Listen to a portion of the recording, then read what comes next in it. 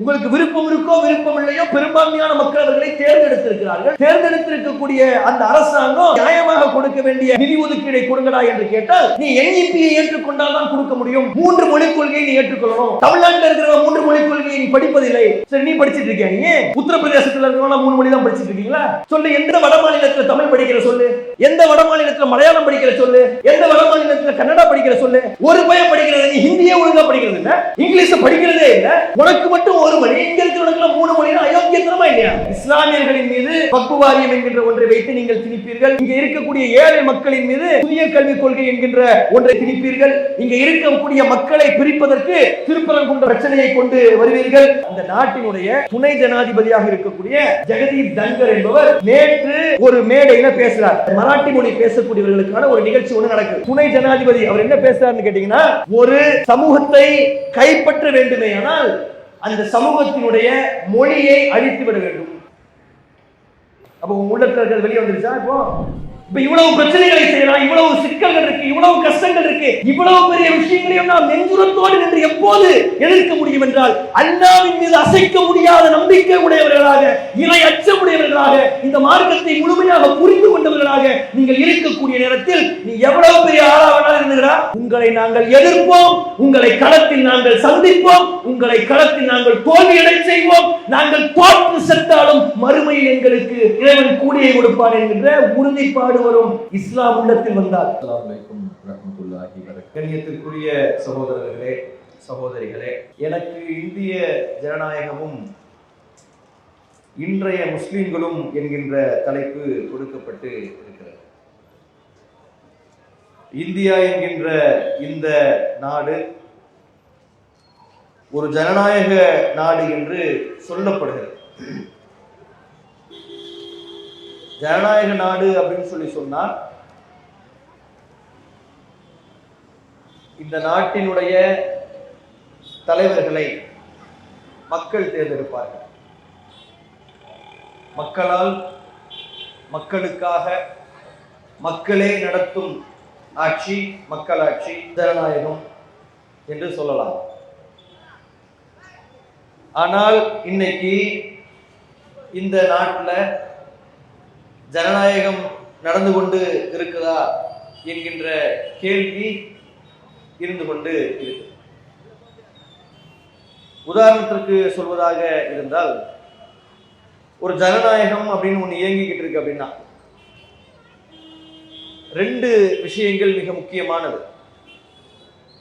ஒன்று ஆளும் கட்சி, இன்னொன்று எதிர்கட்சி. 2க்குமே சில பொறுப்புகள் இருக்குது.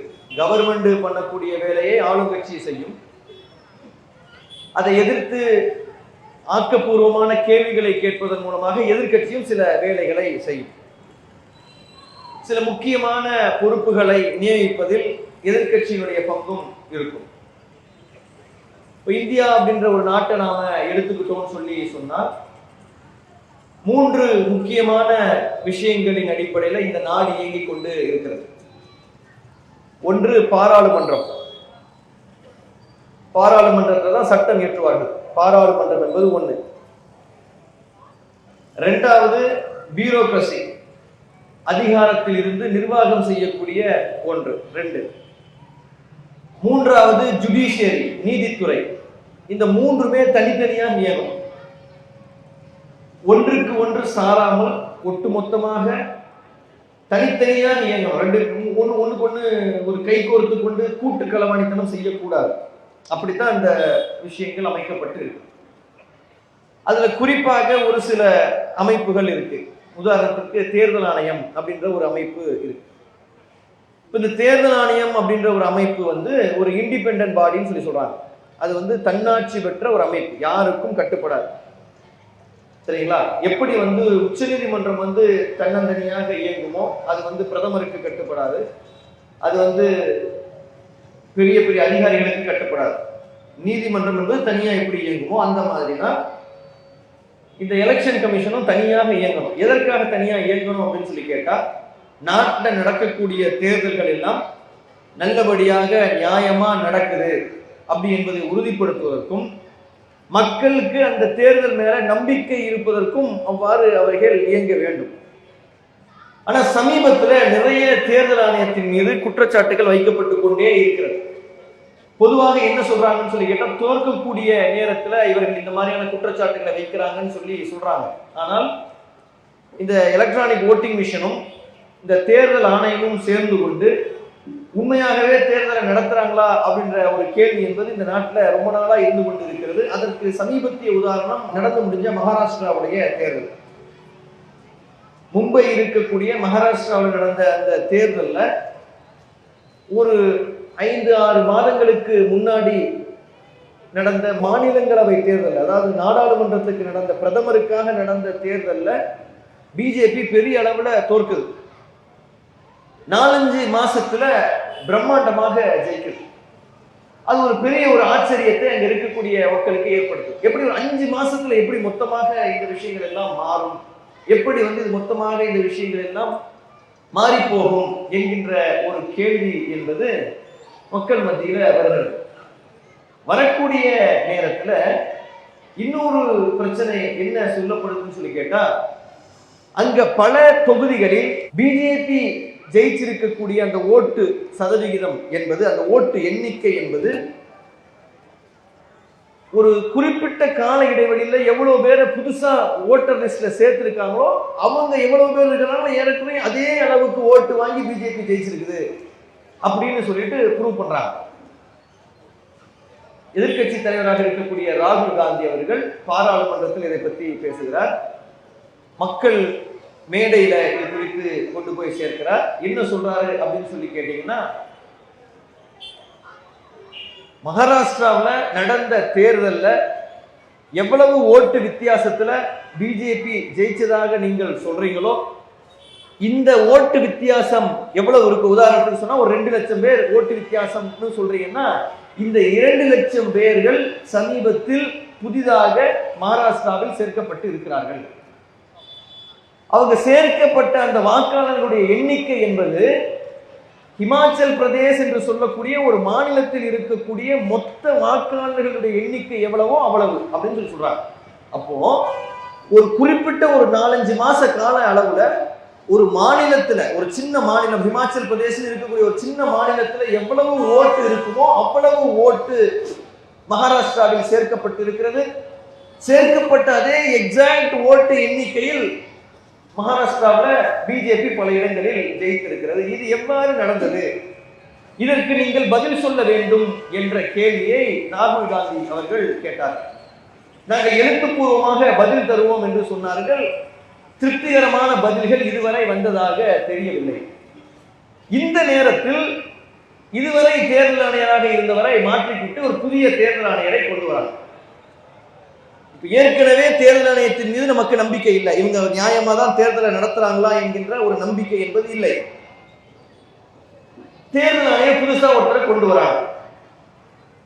அந்த தேர்தல் ஆணையராக கொண்டு வரக்கூடியவரை குறித்து என்ன இன்னொரு சிக்கல் இருக்கு அப்படின்னு சொல்லி சொன்னா, ஒரு 2 வருடங்கள் முன்னாடி வரை ஒரு தேர்தல் ஆணையரை நியமிக்கிறதாக இருந்தா என்ன நடைமுறை பின்பற்றப்பட்டுச்சுன்னு சொல்லி சொன்னா, சில வருடங்களுக்கு முன்னாடி வரையும் பிரதம மந்திரி, எதிர்கட்சி தலைவர், உச்ச நீதிமன்ற நீதிபதி, இந்த 3 பேரும் சேர்ந்துதான் தேர்தல் ஆணையரை நியமிக்கணும் அப்படின்ற ஒரு விதி ஒன்று இருந்தது. எதற்காக இந்த விதி அப்படின்னு சொல்லி சொன்னா, தேர்தல் ஆணையராக தேர்ந்தெடுக்கப்படக்கூடியவர் நியாயமானவராக இருக்க வேண்டும். அதாவது ஒரு கட்சிக்கு சார்பாக இருந்து விடக்கூடாது. உதாரணத்துக்கு ஒரு நபரை கொண்டுட்டு வராங்க, அது கொண்டுட்டு வரக்கூடியவர் ஆளுங்கட்சிக்கு சாதகமா இருக்கிற மாதிரி இருந்துச்சுன்னு சொல்லி சொன்னா அதை எதிர்கட்சிக்காரர் எதிர்ப்பார். அப்போ அங்க இருக்கக்கூடிய நீதிபதி என்ன செய்வார்னு சொல்லி கேட்டா ஓரளவுக்கு பார்ப்பார். பார்த்து 2 பேருக்கும் நியாயமா இருக்கிறாரா, இல்லைன்னா எதிர்கட்சி சார்பு உண்மையா இருந்துச்சுன்னா நீதிபதி என்ன சொல்லுவார் அப்படின்னு சொல்லி கேட்டீங்கன்னா, இல்ல இவர் உங்களுக்கு சாதகமா இருக்கிற மாதிரி தெரியுது, இவரை நான் ஒத்துக்க முடியாது, நீங்க வேற ஒருத்தரை சொல்லுங்க அப்படின்னு சொல்லுவாங்க. அப்ப இதற்கான ஒரு சாத்தியக்கூறு என்பது இருந்தது. இப்ப என்ன செஞ்சுட்டாங்கன்னு சொல்லி கேட்டீங்கன்னா, நீதிபதி உள்ளுக்குள்ள இருக்கிறதையே தூக்கிட்டாங்க. இப்ப 3 பேர் யார் யாருன்னு சொல்லி கேட்டீங்கன்னா, இப்போ இன்னைய கணக்குப்படி ஒருவர் பிரதம மந்திரி, இன்னொருத்தர் அமித்ஷா உள்துறை அமைச்சர், 3வது எதிர்கட்சி தலைவர். இதை வச்சா என்ன வைக்காட்டி என்ன அப்படின்னு தான் கேட்கறாங்க. எப்படி இருந்தாலும் என்ன நடக்க போகுதுன்னு சொல்லி கேட்டீங்கன்னா, நீங்க யாரையாவது ஒருத்தரை முடிவு பண்ணிட்டு வந்துடுவீங்க, முடிவு பண்ணிட்டு வந்து இவர் தான் தேர்தல் ஆணையர்னு சொல்லுவீங்க. அந்த தேர்தல் ஆணையரை வைத்து இந்த தேர்தலை நடத்த வேண்டிய ஒரு தேவை என்பது வந்துடும். நீங்க எப்படி எதிர்க்கட்சி தலைவர் சொல்லக்கூடிய எந்த ஒரு விஷயத்தையும் நீங்கள் கேட்க போவது இல்லை அப்படின்னு சொல்றாரு. அப்படித்தான் நடந்திருக்கிறது. ஒரு புதிதாக ஒரு தேர்தல் ஆணையரை இப்போ கொண்டு வந்திருக்கிறாங்க. இந்த தேர்தல் ஆணையரை கொண்டு வந்ததுல நீதிபதிகளுக்கு எந்த விதமான ஒரு உடன்பாடும் இல்லை என்கின்ற ஒரு சூழல்ல போயிட்டு இருக்கு. ஏன் இந்த விஷயங்களை எல்லாம் நாம சொல்ல வேண்டிய ஒரு தேவை இந்த நேரத்துல இருக்கு அப்படின்னு சொல்லி கேட்டீங்கன்னு சொன்னா, இந்த நாட்டுல ஜனநாயகம் மக்களாட்சி அப்படின்னு நடக்கிறது எந்த அளவுக்கு உண்மையாக இந்த தேர்தல் ஆணையமும் தேர்தலும் நடக்குதோ அவ்வளவு நாளைக்கு தான் உண்மையாக போகும். இவர்கள் தொடர்ச்சியாக இவர்கள் ஏமாற்றிக் கொண்டே இருக்கிறார்கள் என்பது மக்கள் மத்தியில தெளிவாயிடுச்சுன்னு சொன்னா மக்கள் இதை வெறுத்துருவாங்க, ஓட்டு போடவே வரமாட்டாங்க. அப்ப இந்த மக்களாட்சி என்பது இருக்காது. அப்ப இதை நோக்கித்தான் இந்த நாடு இன்னைக்கு போய் கொண்டு இருக்கிறது. மக்களுக்கு தேர்தல் ஆணையத்தில் இருக்கக்கூடிய நம்பிக்கை குறையக்கூடிய அளவுக்கு நடந்து கொண்டே நிறைய விஷயங்கள் இருந்து கொண்டு இருக்கக்கூடிய காட்சிகளை நாம பார்க்கிறோம். அதை தாண்டி ஏராளமான விஷயங்களில் இஸ்லாமியர்கள் குறிவைத்து நசுக்கப்பட்டு கொண்டே இருக்கிறார்கள். வக்ஃப் வாரிய திருத்த மசோதா என்று ஒரு மசோதாவை கொண்டு வந்தார்கள்.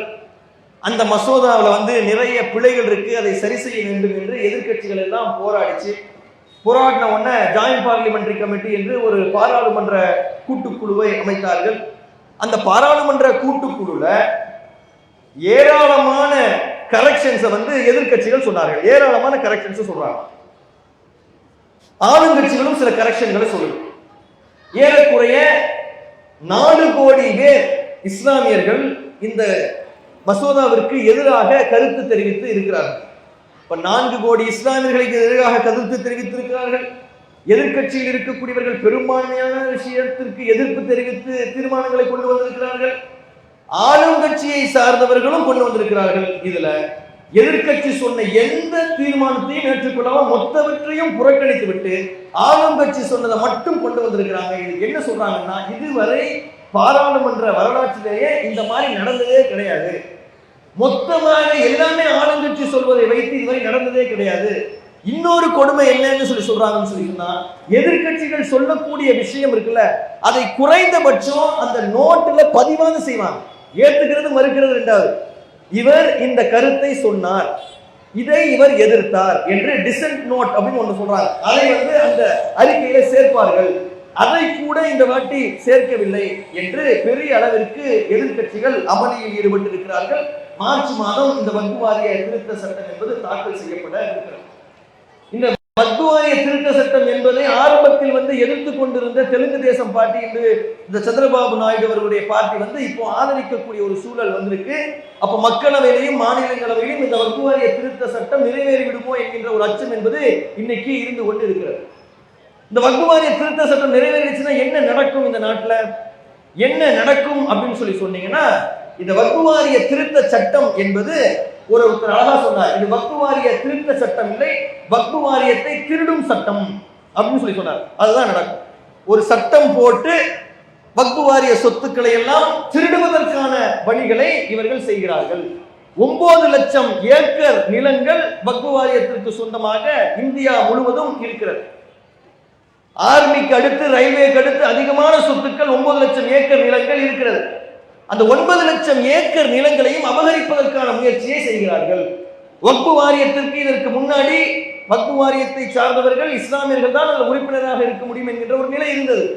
இப்ப அதை என்ன செய்யறாங்கன்னு கேட்டா, இஸ்லாமியர் அல்லாதவர்கள் இருவரையும் உள்ளுக்குள்ள இணைத்துக் கொள்ளலாம் என்கின்ற ஒரு விஷயத்தை அதில் சேர்க்கிறார்கள். வக்ஃப் வாரிய சேர்மனாக ஒரு இஸ்லாமியர் தான் இருக்க முடியும் என்று இருந்தது. வக்ஃப் வாரியத்துடைய செக்ரட்டரியாக ஒரு இஸ்லாமியர் தான் இருக்க முடியும் என்று இருந்தது. அதையெல்லாம் மாற்றிவிட்டு பிற மதத்தை சார்ந்தவர்களும் இருக்கிறார்கள் என்கின்ற ஒரு விஷயத்தை கொண்டு வராங்க. இது நியாயம்தானா என்கின்ற ஒரு கேள்வியை இங்கே இருக்கக்கூடிய இந்து கிறிஸ்தவ சகோதரர்கள் சிந்திப்பதற்கு கடமைப்பட்டு இருக்கிறது. இது இஸ்லாமியர்களுக்கு நடக்கக்கூடிய பிரச்சனை இல்லை. இன்று எங்களுக்கு நடக்கிறது, நாளை உங்களுக்கு நடக்கலாம். இதான் அதில் இருக்கக்கூடிய விஷயம். இப்படிப்பட்ட ஒரு சட்டம் மற்ற மக்களுக்கு வந்தால் இதை ஏற்றுக்கொள்வார்களா? திருப்பதி தேவஸ்தானத்தினுடைய தலைவராக ஒரு நான் இந்துவை நியமிப்பதற்கு ஒத்துக்கொள்வார்களா? தமிழகத்தில் இருக்கக்கூடிய இந்து அறநிலையத்துறையினுடைய அதிகாரிகளாக இந்துக்கள் அல்லாதவர்களை நியமிப்பதற்கு ஒத்துக்கொள்வார்களா? ஒத்துக்கொள்ள மாட்டார்கள். எந்த அளவிற்கு என்றால், அந்த இந்து அறநிலையத்துறையின் சார்பாக நடக்கக்கூடிய கல்லூரிகளில் வேலை பார்க்கக்கூடிய வேலையாட்கள் கூட்டி பெருக்கக்கூடிய வேலை பார்க்கக்கூடிய நபர் கூட ஹிந்துவாகத்தான் இருக்க வேண்டும் என்று சமீபத்தில் ஆர்ப்பாட்டம் செய்தார். அவர் அந்த பள்ளிக்கூடத்துல கூட்டி பெருக்கத்தான் போறார்.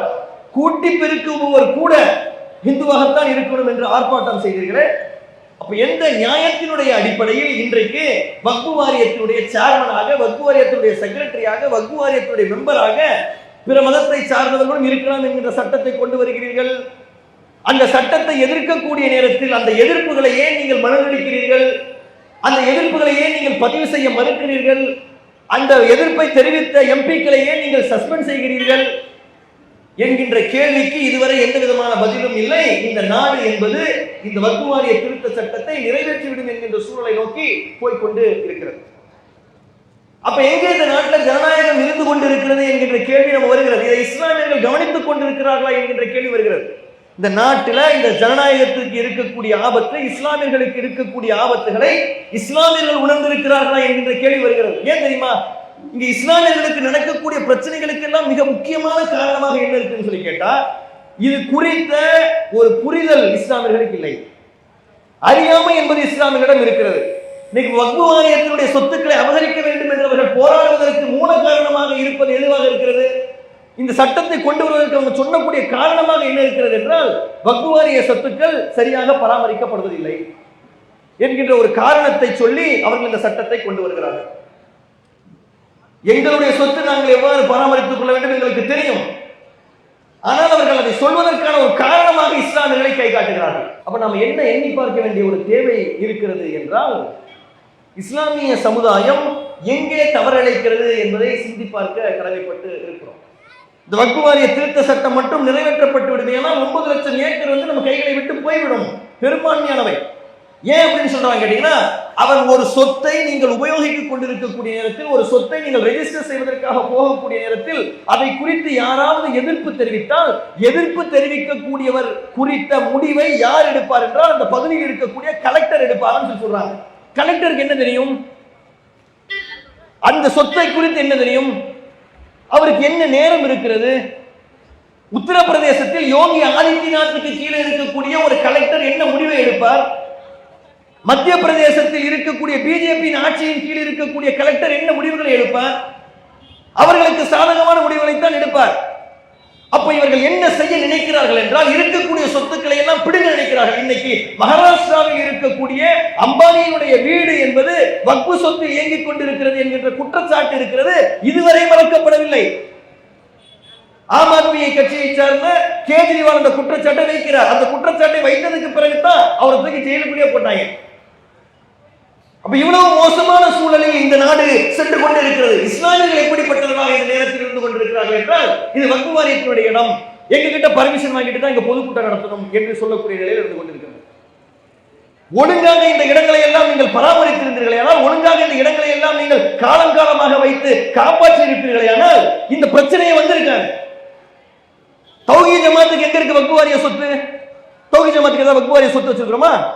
எங்களுக்கு ஏதாவது வக்ஃபு சொத்து இருக்கா? நாங்க ஏன் கிடந்து கூவிக்கிட்டு இருக்கிறோம்? நாங்க ஏன் கிடந்து போராடிக்கிட்டு இருக்கிறோம்?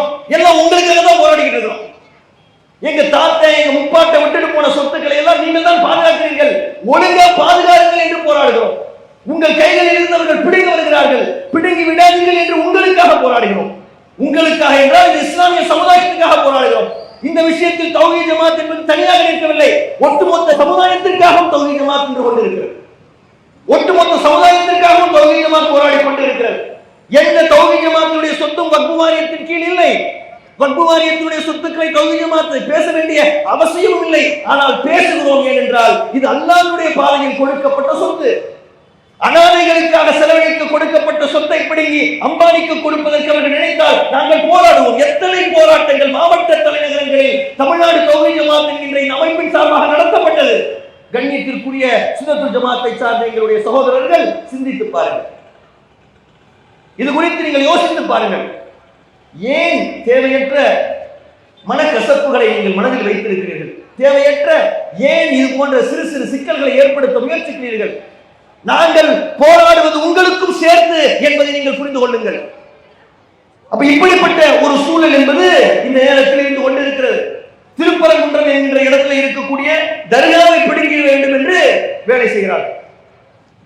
தர்கா என்கின்ற ஒன்றை தௌஹீத் ஜமாத் காலம் காலமாக இருக்கிறது, கடைசி வரை எதிர்ப்போம், எங்களுடைய உயிர் போகின்றவரை நாங்கள் எதிர்ப்போம்.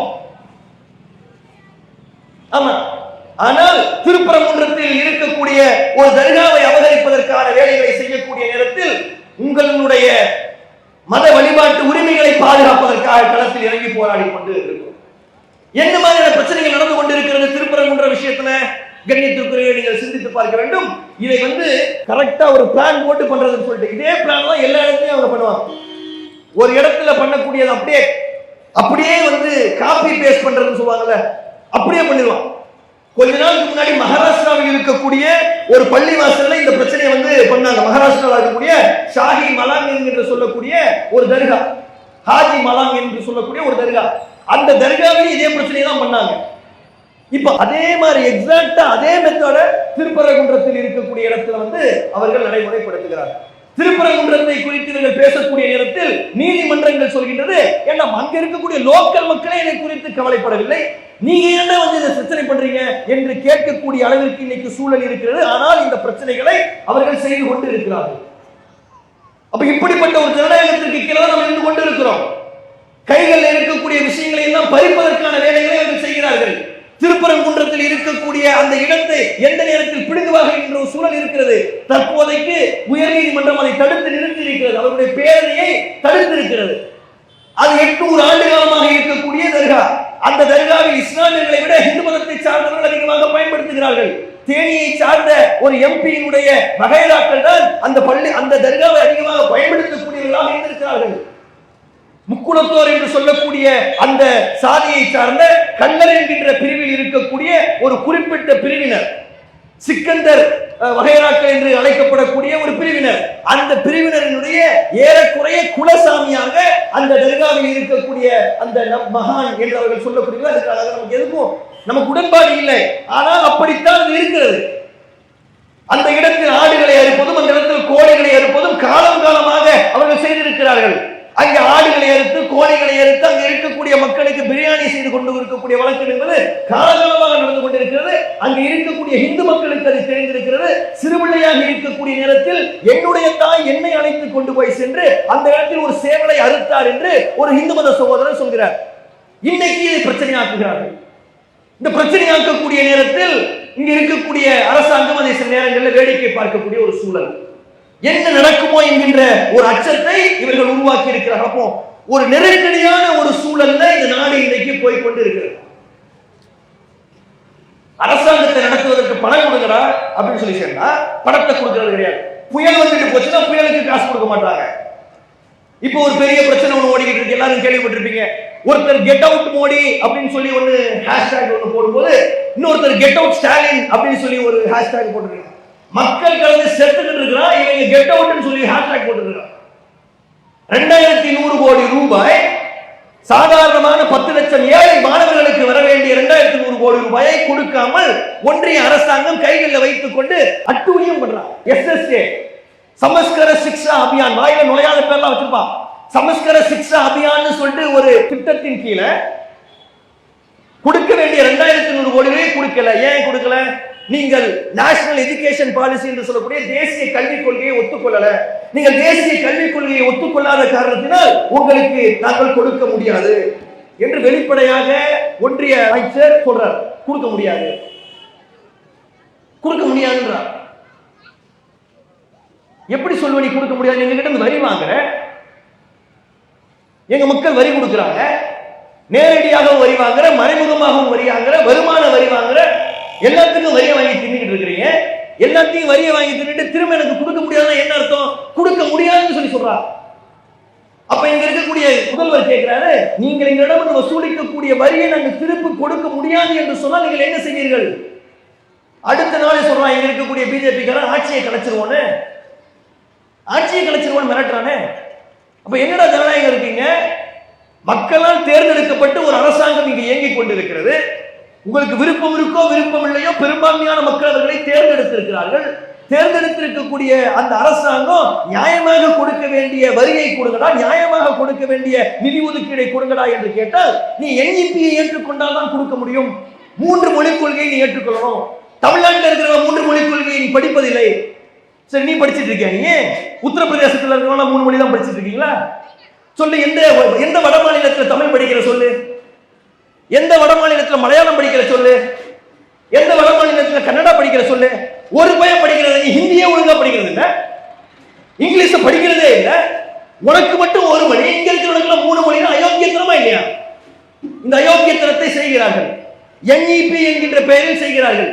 இவர்கள் மறைமுகமாக இங்க இருக்கக்கூடியவர்களுடைய உள்ளங்களில் ஹிந்தியை திணிப்பதற்கான வேலையை செய்கிறார்கள்.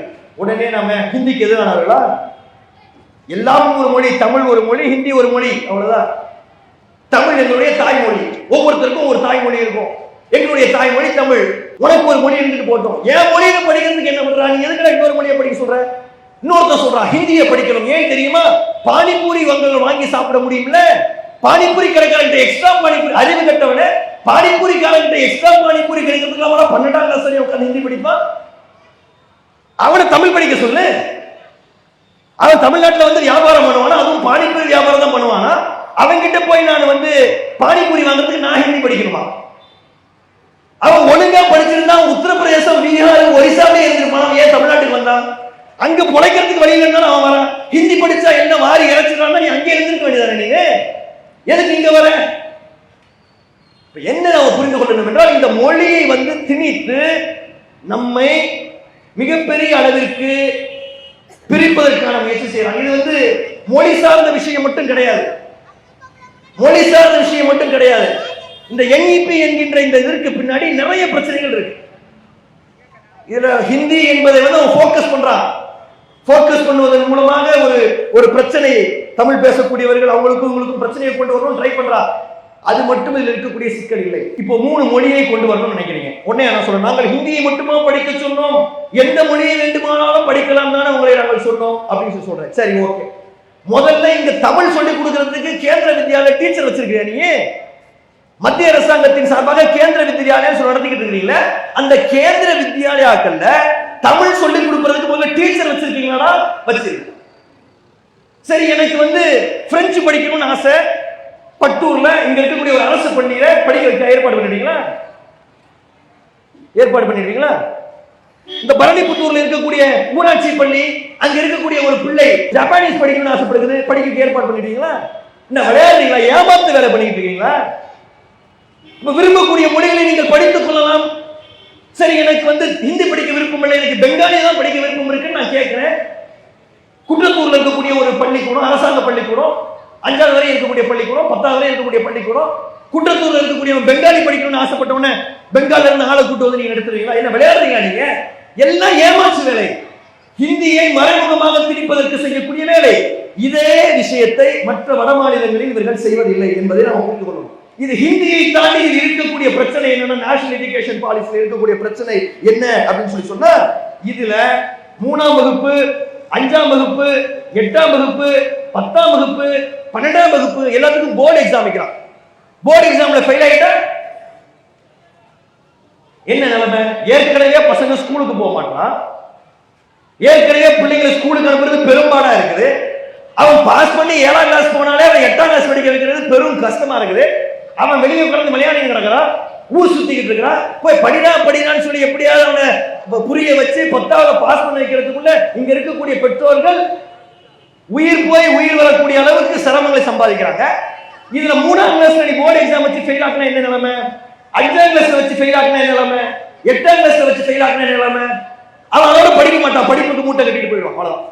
உடனே சொல்வார்கள், நாங்கள் வந்து அப்படி இல்லை, நாங்கள் வந்து தொழிற்கல்வியை கற்றுத் தருகிறோம். 6ஆம் வகுப்பு படிக்கக்கூடியவர்களுக்கு தொழிற்கல்வியை கற்றுத் தருகிறோம். என்ன தொழிற்கல்வி? அப்ப இங்க கரிக்கடை வைத்திருக்கக்கூடிய பாயினுடைய பிள்ளை கரிக்கடை தான் வைக்கணும், அப்படிதானே? அவன் கலெக்டர் ஆகக்கூடாது. அந்த சாணா பிடிச்சிட்டு சுத்தி கொண்டு இருக்கக்கூடிய பாயினுடைய பிள்ளை சாணா பிடிக்கிற வேலை தான் செய்யணும், அவன் டாக்டர் ஆகக்கூடாது. அங்க மண்பாண்டம் செஞ்சு கொண்டு இருக்கக்கூடியவனுடைய பிள்ளை மண்பாண்டம் தான் செய்யணும், அவன் வந்து டீச்சர் ஆகக்கூடாது. இவர்கள் மறைமுகமாக குலக்கல்வி திட்டத்தை கொண்டு வருவதற்கான வேலையை நேஷனல் எஜுகேஷன் பாலிசி மூலமாக செய்கிறார்கள். 2000 வருடமாக எந்த விஷயங்களை சொல்லி இங்கு இருக்கக்கூடிய மக்களை அழுத்தி ஒழுக்கி படிப்பை கைகளில் இருந்து பிடுங்கி சேரிகளிலும் சின்ன சின்ன வீடுகளிலும் நசுக்கி வைத்தார்களோ அந்த வேலையை செய்வதற்கு இவர்கள் இந்த நேஷனல் எஜுகேஷன் பாலிசி என்கின்ற ஒன்றை கொண்டு வருகிறார்கள். கொண்டு வருவதன் மூலமாக இஸ்லாமியர்கள் கைகளில் இருக்கக்கூடிய கல்வியையும் பறிப்பார்கள். ஏன் பறிப்பார்கள்? எப்படி பறிப்பதற்கு வாய்ப்பு இருக்குன்னு சொல்லி கேட்டீங்கன்னா, ஏற்கனவே நிறைய பிள்ளைகள் தமிழ் மீடியத்தில் படிச்சு கொண்டு இருக்கு. இப்ப நீங்க பட்டூர் வந்து ஏறக்குறைய ஒரு சிட்டி மாதிரி இன்னைக்கு ஆயிடுச்சு, சரிங்களா? பட்டூரை தாண்டி பல ஊர்கள் இருக்கு, கிராமப்புறங்கள்ல நிறைய ஊர், தூத்துக்குடி, திருநெல்வேலி, சிவகங்கை, ராமநாதபுரம், விருதுநகர் என்று நீங்கள் எடுத்துக்கொண்டீங்கன்னா நிறைய சின்ன சின்ன ஊர்கள் இருக்கு.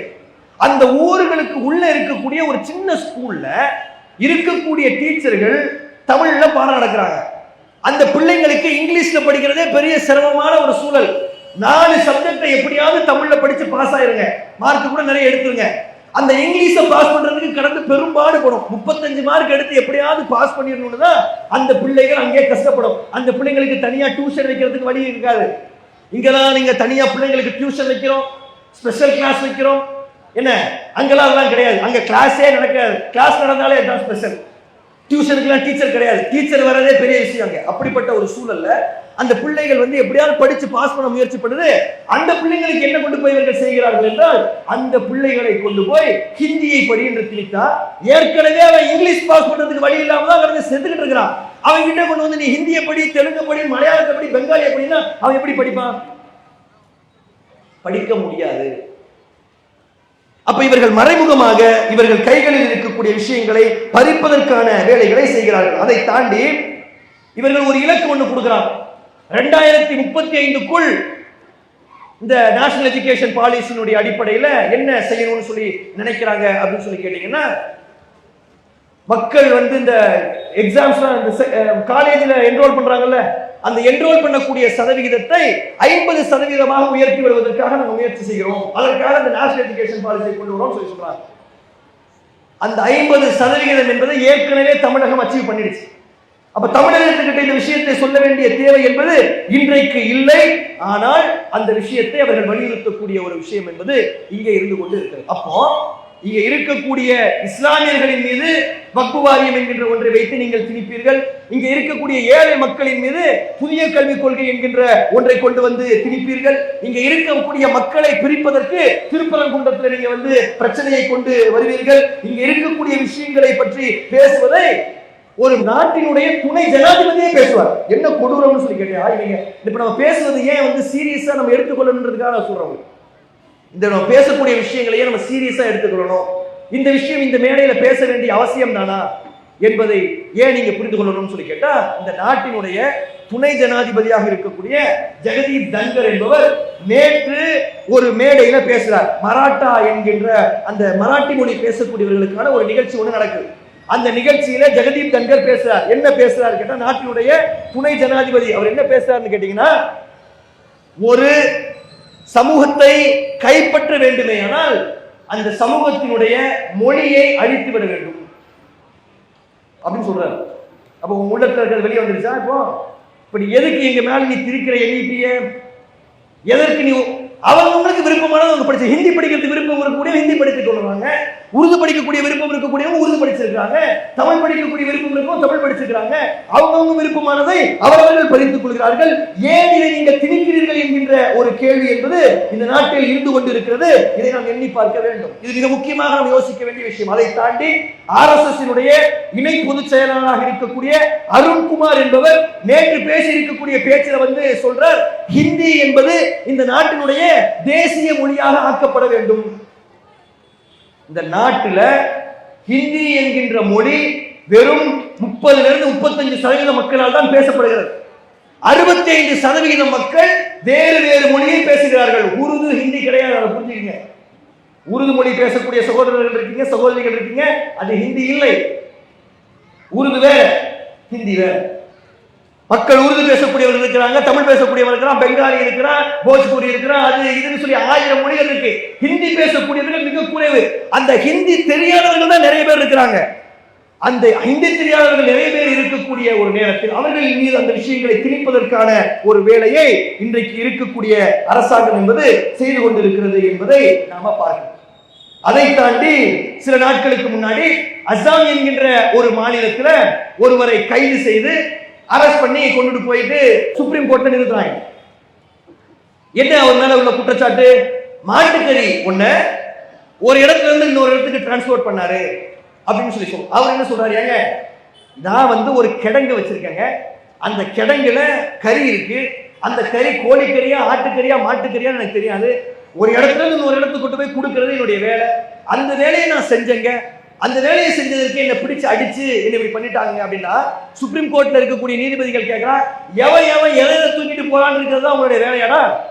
எவன் என்ன கறியை சாப்பிட்டா உனக்கு என்ன? மக்களுக்கு நல்லது செய்யக்கூடிய வேலையை பாருங்கள், இப்படிப்பட்ட ஒரு வேலையை செய்யாதீர்கள் என்று அவர்களை முகத்தில் அறைந்தது போன்று உச்ச நீதிமன்றம் என்பது இதை பேசியிருக்கக்கூடிய ஒரு காட்சியை பார்க்கிறோம்.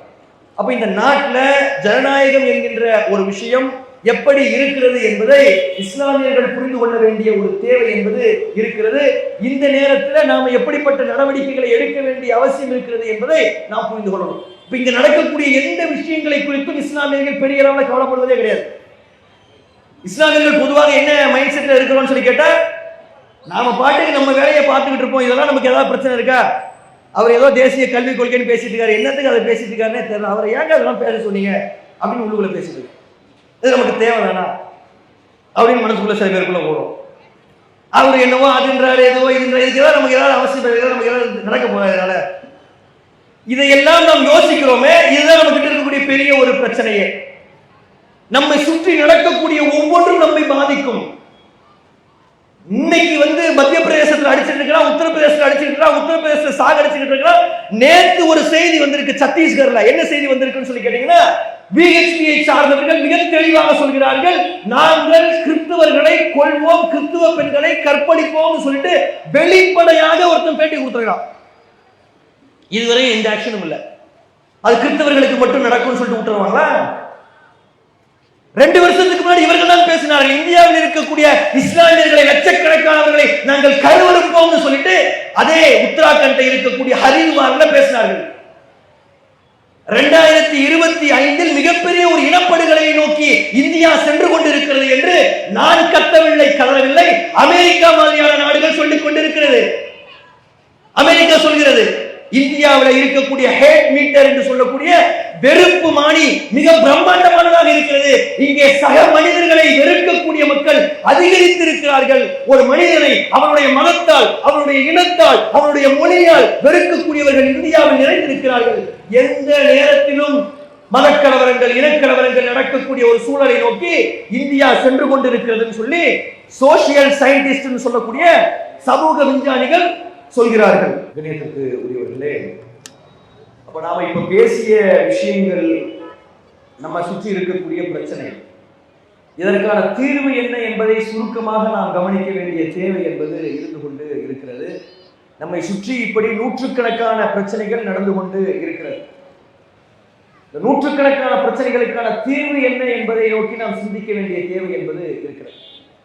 உதாரணத்திற்கு சொல்வதாக இருந்தால், முத்தலாக்கு சட்டம் என்கின்ற ஒரு சட்டத்தை கொண்டு வந்தாங்க.